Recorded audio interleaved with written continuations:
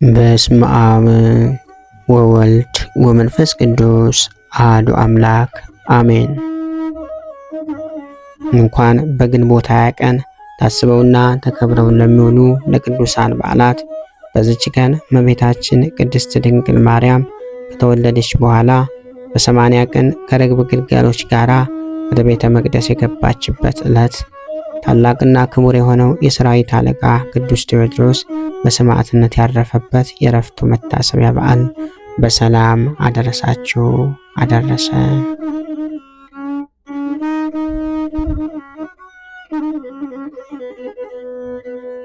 እመቤታችን ድንግል ማርያም ሐምሌ 20 በዚች ቀን እመቤታችን ቅድስት ድንግል ማርያም ከተወለደች በኋላ በ80 ቀን ከርግብ ገላግልቶች ጋር ወደ ቤተ መቅደስ የገባችበት ዕለት ነው። ለስም አጠራሯ ክብር ይሁንና እመብርሃን ድንግል ማርያም በዚች ቀን ወደ ቤተ መቅደስ ገብታለች። በቤታችን ወደ ቤተ መቅደስ የገባችው ሁለት ጊዜ ሲሆን አንደኛ ዛሬ የምናከብረውና በተወለደች በ80 ቀኗ የገባችበት ዕለት ነው። ከግንቦት 1 ጀምረን እናስላው 80 ቀን ይመጣል። ኦሪት እንዳዘዘው ቅዱሳን ኢያቄምና ሐና ንጽሕት ሕፃን ድንግል ማርያምን ታቅፈው የርግብ ልጆች ወይም ግልገሎች ዋኖሱን ይዘው ወደ ቤተ መቅደስ ሄደዋል። ካህናቱ ዘካርያስና ስምዖን መጥተው በደስታ ተቀብለዋቸዋል። እመቤታችን ለወላጆቿ ማኅፀን የከፈተች በኩር ናትና በእግዚአብሔር ፊት አቅርበዋታል። ሁለተኛ ከ3 ዓመታት በኋላ እንደ ስዕለታቸው ወደ ቤተ መቅደስ ወስደው እግዚአብሔር ሰጥተዋት ተመልሰዋል። እግዚአብሔር ዛሬ ያልቃል ነገ ይደቃል የማይባለውን የድንግል እናቱን ፍቅር አብዝቶ ያድለን። በረከቷን በእኛ ላይ ጸንቶ ለዘላለሙ ይኖር። በዚህ ዕለት ታስቦና ተከብሮ የሚውለው ሌላው ቅዱስ አባታችን ቅዱስ ቴዎድሮስ ነው። ዳግመኛም በዚች ቀን ታላቅና ክቡር የሆነው የሰራዊት አለቃ ቅዱስ ቴዎድሮስ በሰማዕትነት አረፈ። የዚህ ቅዱስ አባት ስሙ ዮሐንስ ይባል ነበር። እርሱም ከላይኛው ግብፅ ሰጥም ከምትባል መንደር ነበር። ወደ አንጾኪያ ከተማም ከሰራዊቱ ጋር ወሰዱትና በዚያ ኖረ። ከዚያም ከተማ መኳንንቶችም ያንዱን ልጅ አገባ። እርሷም ጣዖትን ታመልክ ነበር። ባሏ ዮሐንስ የሚያመልከውን ግን አታውቀውም ነበር። ከዚህ በኋላ ይህንን ቅዱስ ቴዎድሮስን በወለዱት ጊዜ እናቱ ወደ ጣዖቷ አቅርባ አምልኮቷን ታስተምረው ፈለገች። አባቱ ግን አስተወው። ስለዚህም ተቆጥታ ባሏ ዮሐንስን አባረረችው። ሕፃኑ ቴዎድሮስም በእናቱ ዘንድ ቀረ።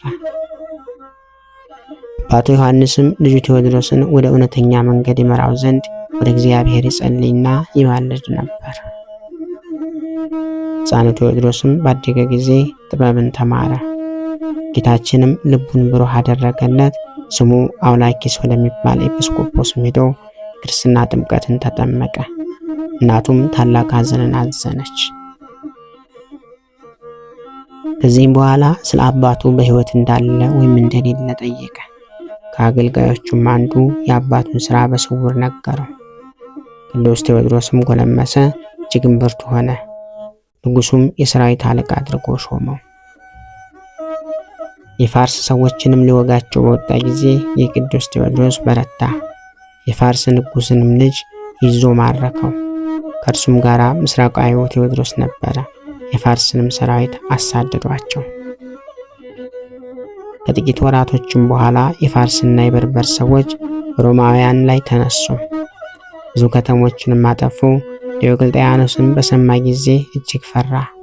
ቴዎድሮስንም ጠርቶ ምን እናድርግ? ሰራዊትህን ሁሉ የጦር መሳሪያንም ሁሉ ይዘህ ወደ ሰልፍ ውጣ አለው። ቅዱስ ቴዎድሮስም እንዲህ ብሎ መለሰለት፣ አንተ የጦር መሳሪያህን ወስደህ ለአሽከሮች ስጣቸው። እኔ ክብር ይግባውና በፈጣሪዬ በጌታዬ በኢየሱስ ክርስቶስ እርዳታ እተማመናለሁና የጦር መሳሪያ አልሻም። እኔም ብቻዬን ወደ ጦርነቱ ሄዳለሁ። ከወታደሮቹም አንድ እንኳ ከእኔ ጋር አልወስድም።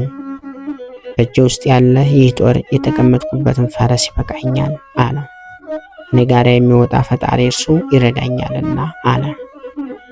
ንጉሡም እነሆ ጠላቶቻችን ወደ እኛ ቀርበዋልና የወደድከውን አድርግ አለው። በማግስቱም ቅዱስ ቴዎድሮስ ወደ ሰልፍ ወጣ። ንጉሱም የበርበርን ሰዎች ተወጋቸው ዘንድ ምን ኃይል አለህ አለው። እነርሱ ብዙ ወገኖች ናቸውና አለው። ቅዱሱም ለንጉሱ እንዲህ ብሎ መለሰላት፣ አንተ ከሰራዊትህ ጋር በዚህ ቁም፣ እኔ ወደ እነርሱ ብቻዬን እሄዳለሁ። በእነርሱ ላይ የሚደርሰውን ታያለህ። እኔ በእግዚአብሔር ኃይል እንደማጠፋቸው አውቃለሁና አለ። ከእነርሱም አንዱ እንኳ ወደ ቤቱ አይመለስም አለ። ንጉሱም አደነቀ፣ ከእርሱ ጋር ያሉትም አደነቁ። ከዚህ በኋላ ቅዱስ ቴዎድሮስ ወደ ጦርነቱ ብቻውን ሄደ። ንጉሱንም ከእርሱ ሩቅ በሆነ ቦታ ተወው። ወደ በርበር ሰዎችም ደርሶ ትዋጋላችሁ ወይስ በሰላም ወደ አገራችሁ ትመለሳላችሁ አላቸው። እነርሱም ካንተ በቀር ለሰልፍ የመጣና የምና ከማን ጋር እንዋጋለን አሉት። እርሱም ማንም ከኔ ጋር እንዲመጣ አልሻም፣ እኔ ብቻዬን በፈጣሪ ኃይል አጠፋቸዋለሁ አላቸው። ምናልባት ውሻ ልታባረር መጥተ ይሆናል። ከፈቀድክ ግን ወደ አንተ ይመጣ ዘንድ ከኛ ውስጥ አንዱን ምረጥና ሁለታችሁ ተጋጠሙ አሉት። ያን ጊዜም ቅዱስ ቴዎድሮስ ከፈረሱ ላይ ወረደና ፊቱን ወደ ምስራቅ መልሶ እንዲህ እያለ ጸለየ። ጣዖታትን እስካጠፋችውና የባቢሎንን ከተማ ዘንዶ እስከገደልከው ድረስ ነቢዩ ዳንኤልን ያጸናው ጌታ አምላኬ እንዲሁም ዛሬ ከኔ ጋር ሁን፣ በረድኤትህ አጽናኝ። አብ ወልድ መንፈስ ቅዱስ ሆይ ምስጋና ይገባሃል ለዘላለሙ አሜን ብሎ ጸለየ። ጸሎትን በፈጸመ ጊዜ ጦሩን አንስቶ በላዩ በመስቀል ምልክት አማተበ። ፈረሱ ላይ ተቀምጦ በበርበር ሰዎች ላይ እንዲህ እያለ ጮኸ፣ እንዋጋ ዘንድ ወደ እኔ ኑ፣ ክብር ይግባውና ለእግዚአብሔር ኢየሱስ ክርስቶስ እኔ ባሪያው ነኝ እያለ እንዲህም እያለ በመካከላቸው ገብቶ የበርበር ሰዎችን አጠፋቸው። እነርሱም ፈረሰኛንም ሆነ እግረኛንም ምንም አላስቀረም። መኳንንቶቻቸውንም ቸብቸቦ ቆርጦ ወደ ንጉሱ አቀረበ። ንጉሱም ተቀበለው፣ ሰራዊቱም ሁሉ ሰገዱለት። የአንጾኪያም ከተማ ሰዎች ሁሉ ወጥተው የበርበርን አገር ማረኩ። አውኪስቶስ በሚባል አገርም ሰዎች የሚያመልኩት ታላቅ ዘንዶ ነበረ። ይበላቸውም ዘንድ በየዕለቱ ሁለት ሰዎችን ይሰጡት ነበር። 2 ልጆችም ያሏት አንዲት ክርስቲያናዊት መበለት ነበረች። እንዲበላቸውም ልጆቿን ወስደው ለዘንዶ አቀረቧቸው። በዚያን ጊዜም ቅዱስ ቴዎድሮስ ወደዛ ሀገር ደረሰ። ያቺ መበለት በፊቱ ቆመች። ልጆቿን ወስደው እንዲበላቸው ለዘንዶ እንዳቀረቧቸው በእርሷ ላይ የሆነው ሁሉ አልቅሳ ነገረችው። ክርስቲያን እንደሆነችም ባወቀ ጊዜ በልቡ ይህችን ሴት በድለዋታል፣ እግዚአብሔር ይበቀልላታል አለ። ወዲያውኑም ከፈረሱ ወረደና ፊቱን ወደ ምስራቅ መልሶ ጸለየ። ከዚህም በኋላ ወደ ዘንዶው ቀረበ። የከተማው ሰዎችም ሁሉ ወደ እርሱ ይመለከቱ ነበር። በጦሩም ወቅቱ ያንን ዘንዶ ገደለው። ርዝመቱም 24 ክንድ ሆነ። የመበለቷንም ልጆች አዳናቸው። ከዚህም በኋላ አባቱን ይፈልገው ዘንድ ወደ ላይኛው ግብጽ ሄደ። አባቱንም አገኘው። አባቱም ልጁ እንደሆነ በምልክቶቹ አወቀው። ቅዱስም አባቱ እስካረፈ ድረስ በዚያ ኖረ። ከዚህም በኋላ ወደ አንጾኪያ ከተማ ተመለሰ። ንጉሥ ዲዮቅልጥያኖስንም ክብር ይግባውና ክርስቶስን እንደካደና ጣዖትን እንዳመለከ ክርስቲያኖችንም ሲያሰቃያቸው አገኘው። ከዚህም አስቀድሞ የከተማው ሰዎች የሚያመልኩትን ዘንዶ እርሱ እንደገደለው የአውኪስቶስ ሀገር ሰዎች ወደ ንጉሥ ከሰው ነበርና ስለዚህ ንጉሱ ልኮ አስቀረበው። ቅዱስ ቴዎድሮስም ወደ ንጉሱ በቀረበ ጊዜ ንጉሱን እንዲህ ብሎ ዘለፈው። አንተ የክፉ ሥራ ሁሉ መገኛ ይሆንክ፣ ሰማይና ምድርን የፈጠረ የክብር ባለቤትን ትተህ የረከሱ ጣዖታትን ያመለክ የኃጢአት ልጅ ሆይ ወዮልህ፣ እግዚአብሔርን ፈጥኖ መንግሥትን ያጠፋታል አለው። በዚያን ጊዜም ንጉሱ ተቆጥቶ ከመሬት ላይ ጥለው ይገርፉት ዘንድ ወታደሮችን አዘዛቸው። ይህንንም አደረጉበት። ደሙም እንደ ውሃ ፈሰሰ። እጆቹንና እግሮቹንም ከግንድ ጋር ቸነከሩት። በስቃይ ውስጥ ሳለ ከእግዚአብሔር የታዘዘ የመላእክት አለቃ ቅዱስ ሚካኤል ደርሶ ወረደ። እንዲህም አለው፣ ጽና፣ እነሆ የገድል ፍጻሜ ቀርቧል። ሥጋህ በውስጡ በሚኖርበት ቦታ ድንቆችና ተአምራቶች ይገለጣሉ። እነሆ ክብር ይግባውና ጌታችን መድኃኒታችን ኢየሱስ ክርስቶስ እንዲህ ብሎ ቃል ኪዳን ሰጠ። ታሰቢያን ለሚያደርግ ሁሉ ወይም በስምህ የተራበ ለሚያጠግብ የተጠማውንም ለሚያጠጣ ወይም ለቤተ ክርስቲያንህ መባን መጽሐፍትን ለሚሰጥ እኔ ኃጢአቱን ሁሉ ደመስስለታለሁ።